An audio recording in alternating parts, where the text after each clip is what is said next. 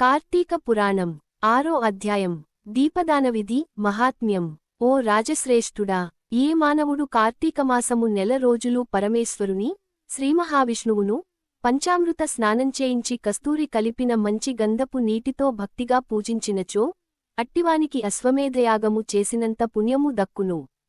అటులనే ఏ మానవుడు కార్తీకమాసమంతయు దేవాలయమునందు దీపారాధన చేయునో వానికి కైవల్యము ప్రాప్తించును.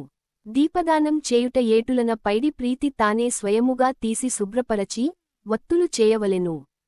వరిపిండితో గాని గోధుమ పిండితోగాని ప్రమిద వలె చేసి వత్తులు వేసి ఆవునేయి వేసి దీపం వెలిగించి ఆ ప్రమిదను బ్రాహ్మణునకు దానమీయవలెను. శక్తి కొలది దక్షిణ కూడా ఇవ్వవలెను. ఈ ప్రకారముగా కార్తీకమాసమందు ప్రతి దినము చేసి ఆఖరి రోజన వెండితో ప్రమిదను చేయించి బంగారముతో వత్తిని చేయించి ఆవునెయ్యి నిండుగా పోసి వెనుక చేసిన ప్రకారముగా గోధుమ పిండితో ప్రమిదను చేసి ఆవునెయ్యి పోసి దీపం వెలిగించి ఈ నెల రోజులు దానము చేసిన బ్రాహ్మణునకే యది కూడా దానము చేసిన బ్రాహ్మణునకే యది కూడా దానమిచ్చిన ఎడల సకలైశ్వర్యములు కలుగుటయుగాక మోక్ష ప్రాప్తి కలుగును. దీపదానం చేయువారు ఎట్లు వచించవలెను. సర్వజ్ఞాన ప్రదం దివ్యం సర్వ సంపత్యభావహం. దీపదానం ప్రదాస్వామి శాంతిరస్తు సదామమ అని స్తోత్రం చేసి దీపదానం చేయవలెను.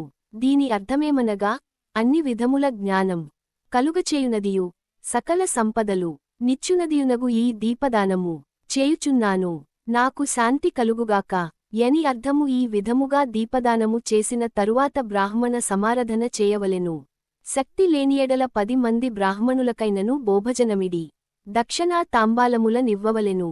ఈ విధంగా పురుషులుగాని స్త్రీలుగాని ఏ ఒక్కరు చేసినను సిరి సంపదలు విద్యాభివృద్ధి ఆయుర్వృద్ధి కలిగి సుఖింతురు. దీనిని గురించి ఒక ఇతిహాసం గలదు, దానిని వివరించద నాలకింపుమని. వశిష్ఠుడు జనకునితో ఇట్లు చెప్పసాగెను. లబ్ధవిత్తంతువు స్వర్గమున కేగుట. పూర్వకాలమున ద్రవిడ దేశమునందొక గ్రామమున నొక స్త్రీ గలదు. ఆమెకు పెండ్లి యైన కొలది కాలమునకే భర్త చనిపోయెను. సంతానముగాని ఈసున్నాక బంధువులు గాని లేరు.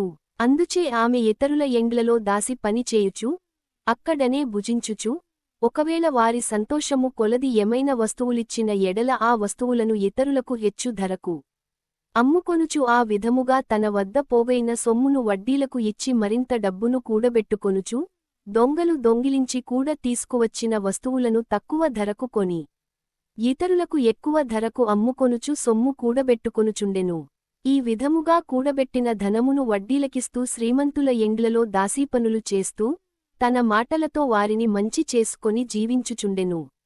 ఎంత సంపాదించిననేమి ఆమె ఒక్క దినము కూడా ఉపవాసముగాని దేవుని మనసార ధ్యానించుటగాని చేసి యురుగదు. పైగా వ్రతములు చేసివారిని తీర్థయాత్రలకు వెళ్లేవారిని జూచి ఆవహాన చేసి ఏ బక్క భిక్షగానికిని పిడికెడు బియ్యము పెట్టిక తాను తనక ధనమును కూడబెట్టుచుండెడిది.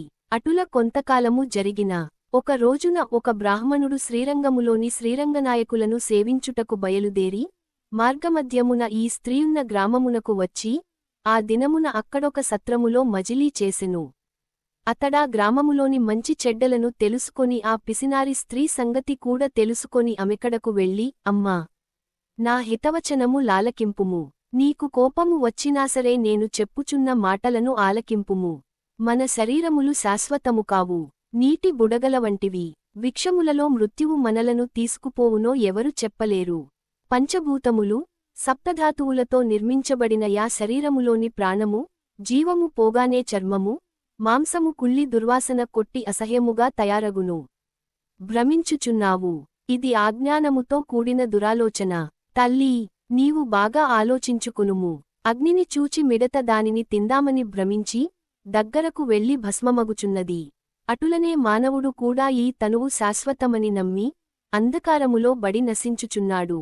కాన నా మాట ఆలకించి నీవు తినక ఇతరులకు పెట్టక అన్యాయముగా ఆర్జించిన ధనము ఇప్పుడైన పేదలకు దానధర్మములు చేసి పుణ్యమును సంపాదించుకొనుము. ప్రతిదినము శ్రీమన్నారాయణుని స్మరించి వ్రతధికములు చేసి మోక్షము నొందుము.